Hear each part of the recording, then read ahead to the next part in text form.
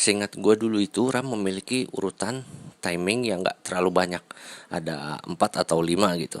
Mari kita coba lihat di software CPU Z ini sob. Teman-teman bisa melihat pada tab memori.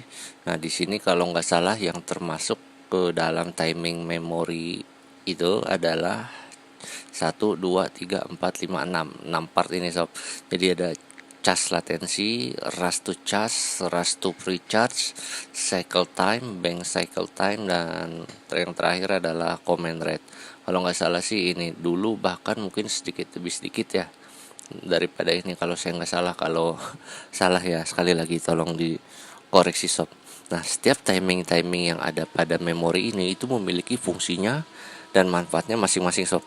Nah untuk apa itu manfaatnya dan fungsinya di mana, mungkin teman-teman bisa cari sendiri di Mbah Google untuk apa itu perbedaan-perbedaan di antara setiap part-part ini ya. Kemudian ini kan untuk memori pada sistem ya yang menempel pada motherboard, sedangkan memori pada VGA itu kan terpisah sob. Jadi nggak ada share antara GPU yang dipakai oleh motherboard kita, pakai oleh CPU kita pada memori pada kartu grafis yang kita miliki. Nah di sini kita bisa ambil tech power up GPU Z-nya.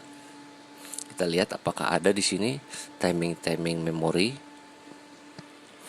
Nah kayaknya nggak ada sob, cuman kayak gini aja nih, ada GPU clock, memory clock seperti ini ya. Jadi timing pada VGA itu nggak bisa dilihat dari tech power up GPU Z ini. Nah untuk melihatnya kita bisa menggunakan Red BIOS Editor. Di sini kita panggil Red BIOS Editornya, kita load file BIOS yang kita miliki. Kita mau lihat. Nah di sini saya pakai original BIOSnya dulu. Nah, di sini ada VRAM timings. Nah, disinilah tab bagian ini kita dapat melihat timing yang dimiliki memori. Nah, kebetulan kartu grafis MSI Gaming RX 5700 yang saya miliki ini memiliki dua tipe memori. Kalau nggak salah sih antara salah satunya Samsung atau Micron, seperti itulah dengan tipe K4 ini. Kalau saya nggak salah itu tipe memori Samsung, dan MT6 ini adalah Micron. Tapi kalau saya salah tolong koreksi. Nah di sini untuk melihat timingnya, nah ini kan clock yang terdapat pada memori kartu grafis sob, dari 1000 mHz sampai 2250. Nah teman-teman di sini misalkan mau lihat timing pada clock 1250. Nah kurang lebih timingnya seperti ini.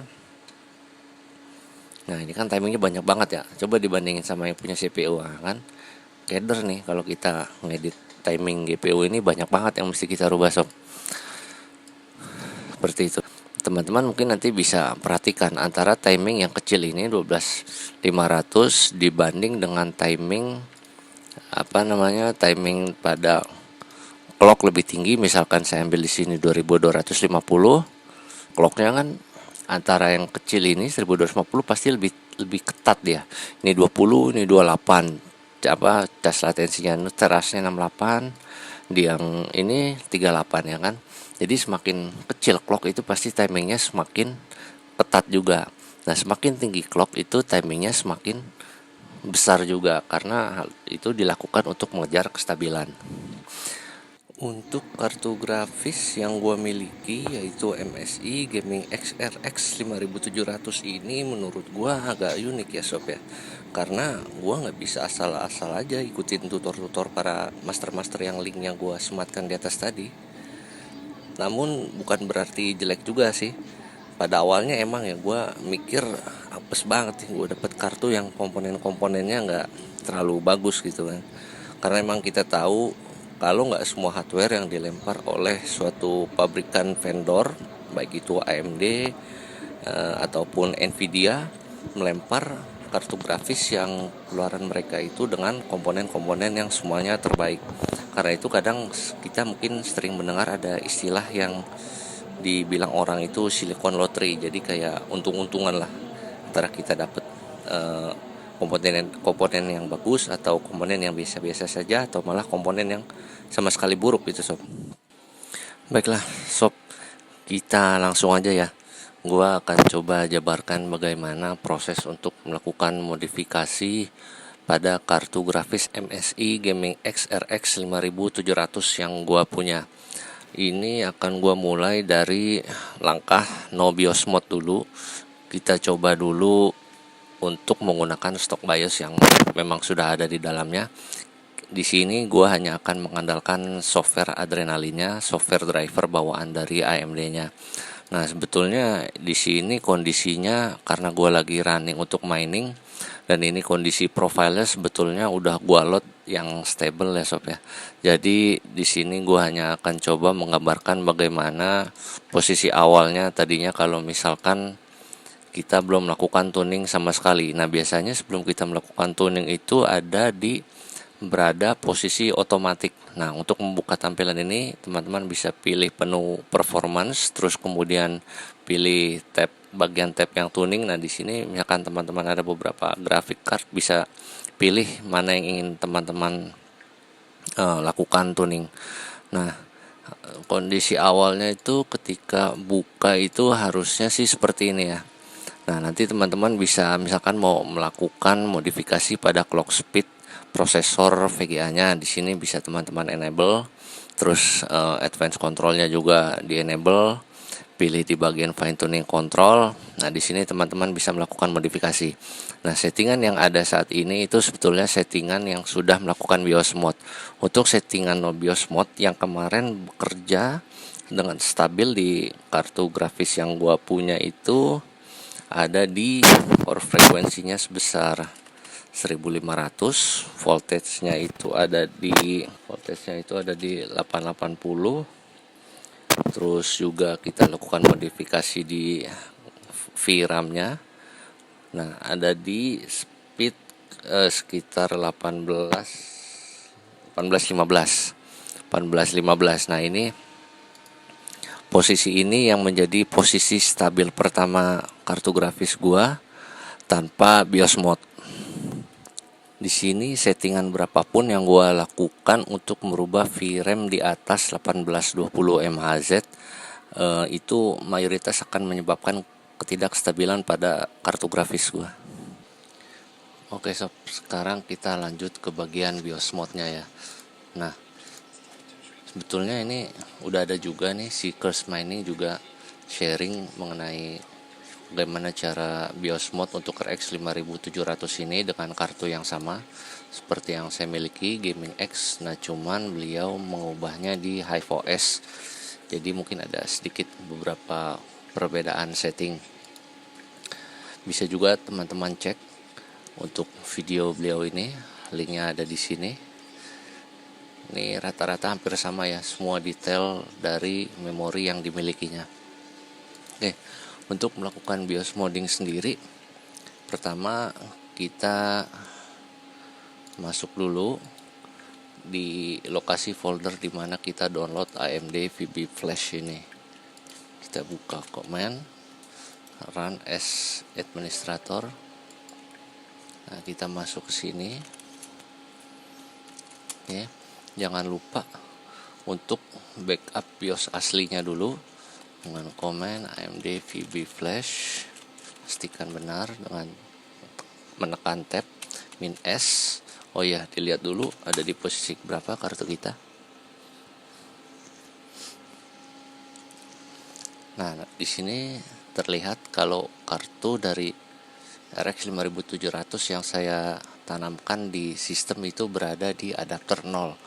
Untuk lebih yakin, kalau misalkan teman-teman punya lebih dari satu kartu grafis seperti yang di awal tadi saya sudah jelaskan, kita dapat menggunakan AMD VB Flash versi yang memiliki GUI.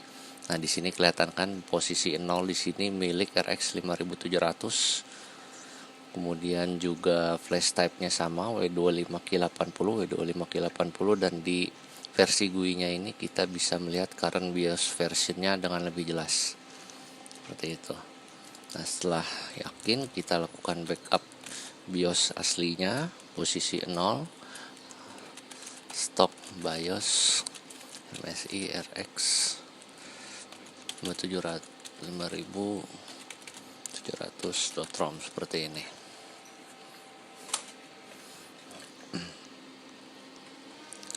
Kalau proses backup BIOS stock kartu grafis kita telah selesai dengan komen di atas ini, maka di dalam folder, di dalam directory di mana AMD VB Flash itu kita letakkan, nanti akan terbackup file sesuai dengan nama yang tadi kita pilih. Di sini stock BIOS MSI RX 5700.rom. Di sini juga ada file stock BIOS _MSI RX 5700.rom. Jadi file ini adalah hasil backup dari stok BIOS yang ada di kartu grafis kita. Untuk ekstensinya sendiri, file extensionnya sendiri sepertinya emang harus .rom agar dapat dikenali oleh AMD VB Flash. Kalau sekarang kita kembali sejenak milik video Curse Mining ini, beliau melakukannya pertama kali melakukan flash BIOS untuk kartunya dengan menggunakan BIOS XT ya teman-teman ya, dengan BIOS XT yang beliau download dari Tech Power Up. Nah, hal ini tidak berlaku untuk kartu grafis saya. Kenapa? Karena sepertinya ketika beliau melakukan flash di BIOSnya itu, ketika misalkan ini kan komen untuk pushnya itu seperti ini, beliau menambahkan ekstensi minf yang dalam artian harus memaksa si VB Flash menghindari atau mencegah adanya security check. Nah, saya tidak akan melakukan itu, jadi kalau memang tidak bisa ya nggak akan saya paksa. Kalau teman-teman perhatikan di dalam folder AMD VB Flash ini, di sini terdapat file msi.rx5700xt bla bla bla .rom ini. Ini adalah file BIOS yang saya download dari Tech Power Up untuk versi MSI Gaming X yang XT versionnya ya sob ya. Kenapa saya tetap simpan file ini walaupun tadi di awal saya bilang file BIOS ini tidak bisa saya pergunakan. Kalaupun mau saya paksa pergunakan itu, saya harus melakukan force flashnya dengan memasukkan parameter F ini. Nah, kenapa file ini masih saya simpan? Karena kita masih bisa mempergunakan beberapa setting yang ada di XT untuk kita implementasikan pada kartu grafis yang saya miliki ini. Untuk mendapatkan nilai-nilai yang dapat digunakan itu saya akan menggunakan More Power Tool. Sini kita pilih dulu, kita load filenya. Di sini juga akan saya buka lagi satu More Power Tool untuk loading file BIOS yang tadi kita telah backup di awal. Kalau teman-teman perhatikan di bagian ini kan BIOS yang ini sudah saya modifikasi, jadi saya harus benar-benar pakai versi yang masih perawan, belum diapa-apain, ada di sini. Nah, ini versi awalnya. Nah, kalau teman-teman perhatikan yang di sebelah kanan ini adalah versi benar-benar perawan dari original BIOS RX 5700 milik saya. Yang sebelah kiri ini adalah file XT yang tadi kita download melalui Tech Power Up ini. Nah, di sini bisa teman-teman perhatikan perbedaannya. Yang milik XT GFX maksimum clocknya ada di 2150, sedangkan yang untuk original BIOS RX 5700 saya ada di 1850. Teman-teman bisa lihat lagi perbedaan selanjutnya, lumayan banyak perbedaannya seperti di memori maksimum clock. Nah, untuk di memori maksimum clock ini mungkin teman-teman nanti akan sedikit bingung, terutama bagi yang baru pertama kali melakukan overclock ini. Ini 950, namun kalau teman-teman menggunakan adrenalin ini nggak ada yang tulisannya 950 di memori. Yang ada kalau teman-teman perhatikan di sini adalah 1794. Sebenarnya sama aja kawan. Jadi ini tuh hasil bagi dua dari max frekuensi ini. Jadi kalau memori maksimum frekuensi di sini ditulis di More Power Tool ini 950, kebaca di adrenalinnya itu 950 kali 2, berarti sekitar 1900. Berarti maksimum kita hitung benar kan perhitungan saya, 950 kali 2 ya 1900. Berarti maksimum dari kartu grafis RX 5700 itu ada memiliki maksimum memory clock di adrenalinnya ini sampai 1900. Karena milik saya tidak saya pergunakan milik XT, Jadi saya tetap di 930, berarti di adrenalin terbacanya 1860. Yang lebih seperti itu. Nah, untuk di Hive OS tadi yang mayoritas banyak dipergunakan oleh para miner, yang kebacanya nanti ini sob. Jadi jangan sampai bingung juga. Kita lanjut ke tab power and voltage. Ini juga ada 1200. Nah, bedanya lagi di sini minimum voltage-nya ini juga nanti yang akan kita tiru. Kenapa kita turunkan minimum voltage-nya sampai 750? Karena kita berharap kalau kartu kita bisa stabil di 750 minimum voltage, kita dapat menghemat banyak sekali power dari konsumsi kartu grafis kita. Kurang lebih seperti itu sob.